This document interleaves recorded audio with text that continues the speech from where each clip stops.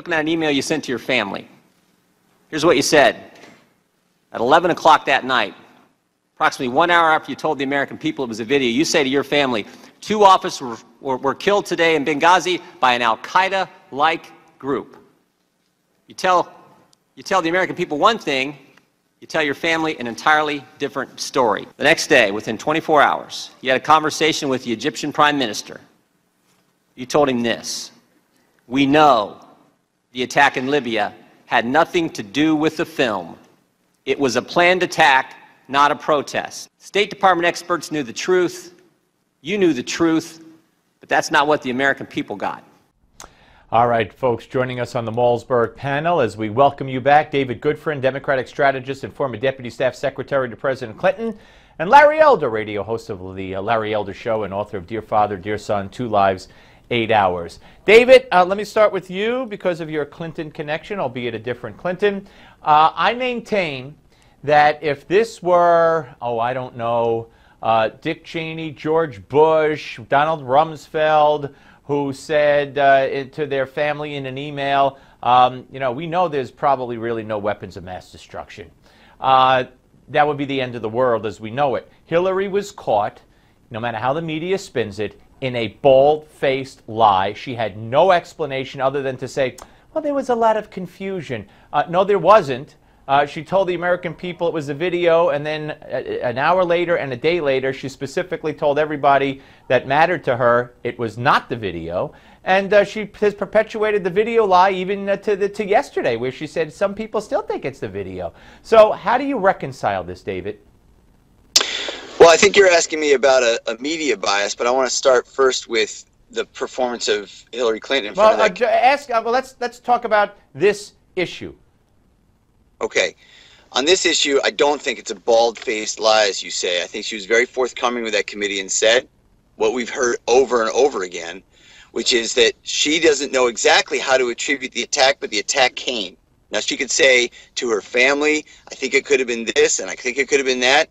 But to call that a bald-faced lie is, I think, jumping to the conclusions that Trey Gowdy and the Republicans in that committee jumped to, and to no great avail. I mean, even on just the other night after that hearing, as you know, I was on Fox News, I was on Bill O'Reilly's show, and preceding my segment was a discussion with Bill O'Reilly where they said, yeah, you know what, this hearing didn't move the needle one way or the other politically. It didn't mean that you changed any minds. If you went in with one view, you came out with the same view, and I think that's exactly right. Well, Larry, if that's the case, Larry, then Hillary's in trouble, because an overwhelming majority of Americans consider that she's dishonest, untrustworthy, and a liar. So if she didn't move the needle, she didn't do such a good job, did she?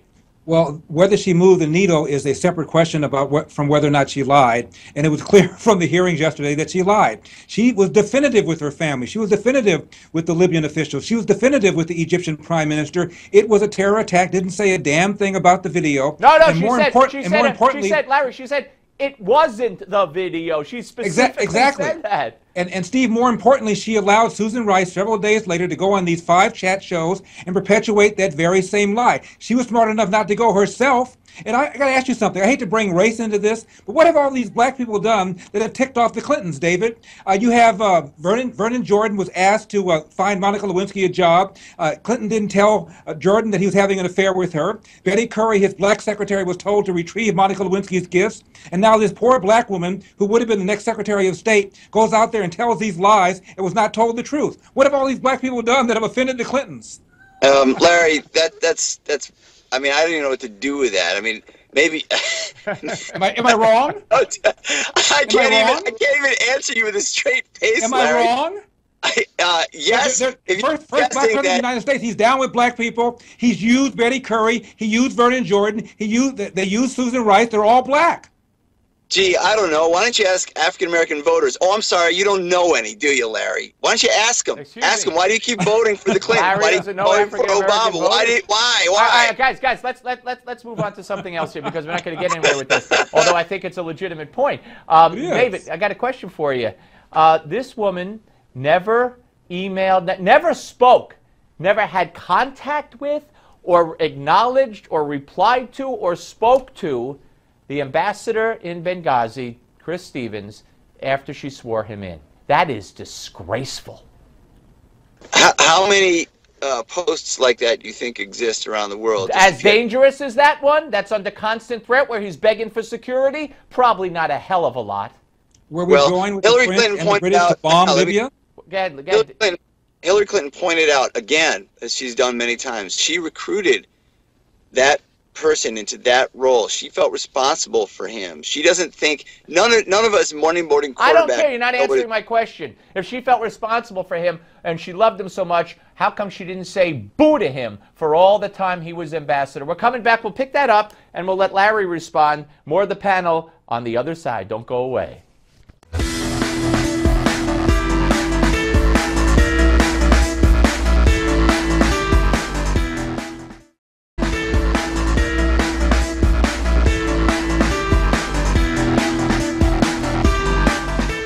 All right, we're back with the Malzberg panel, folks. Larry Elder and, of course, our friend David Goodfriend. And when we left, David had just weighed in on, I had asked about the fact that Hillary Clinton had not contacted or had any contact with or communication with Chris Stevens past the day she swore him in as ambassador. Larry, you want to weigh in on that? Well, we know what this is all about. It's all about Obama's narrative just 50-some days before the election that GM is alive, Osama bin Laden is dead, and al-Qaeda is on the run. And they didn't want anything to pollute that narrative. And remember, Hillary also told the mother of Sean Smith and the father of Ty Woods the same thing, that it was a video, and furthermore told Ty Woods' dad that she was going to get to the bottom of the guy that put the video out and was going to arrest him. Not only that, there's a third one, Larry, a woman who was on one of the shows the other day. I have the audio. We don't have time to play it right now. Who said that she said Hillary, and she was so calm, and she didn't appear to be political, and she just said, you know, Hillary told me that the attack is blamed on the poor people, the fact that the Libyan people are poor and uneducated.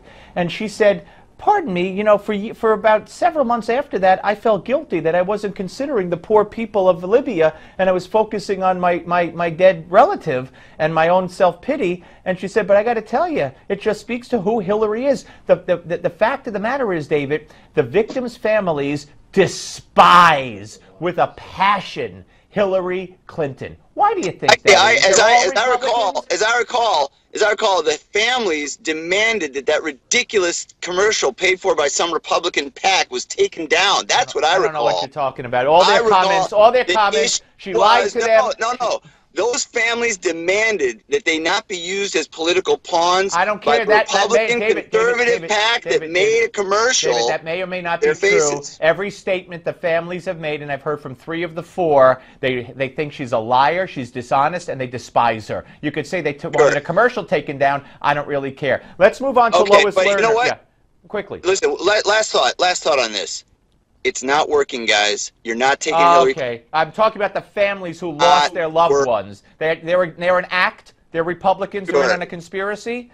All right, let's let's move on. I don't have time. I want to move on to Lois Lerner and those Larry. Look like a pygmy, like a bunch of pygmies with an adult sitting there. They looked ridiculous, and Hillary Clinton looked like. Okay, right. As she had no excuse for why she never acknowledged one of the security. Steve, I know you want to get on other things, but David is right. It hasn't moved the needle. The people that believe that Hillary is a victim of these vast right-wing conspiracies still believe that. That's a narrative that's sunk pretty deeply in the minds of a lot of American people. So it won't matter until she squares off against a Republican in the general election. And/or gets indicted by the Justice Department. She's not going to get indicted. Larry, let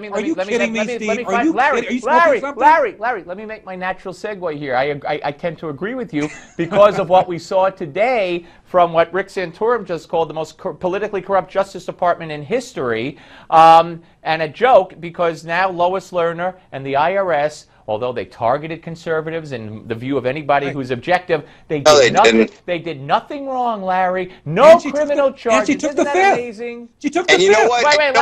Larry, David, let Larry talk. Okay, Larry, go ahead. And she took the 5th, and she's still not going to be indicted. Hillary hasn't taken the 5th. She is home free legally and home free politically as far as her supporters are concerned. It won't be until she squares off against the eventual Republican nominee that if any kind of political smear happens, it'll happen then. David? So the reason you really have not heard anything about that IRS issue anymore is because the new commissioner, when stepping into those shoes, said, let me do a count here. I'm going to go pull all the 501c4 applications and see, and lo and behold, there were progressive, it was tagged progressive organizations that were audited as well. And suddenly, poof, the issue goes away because guess what? There was no issue. Why did you take the fifth, David?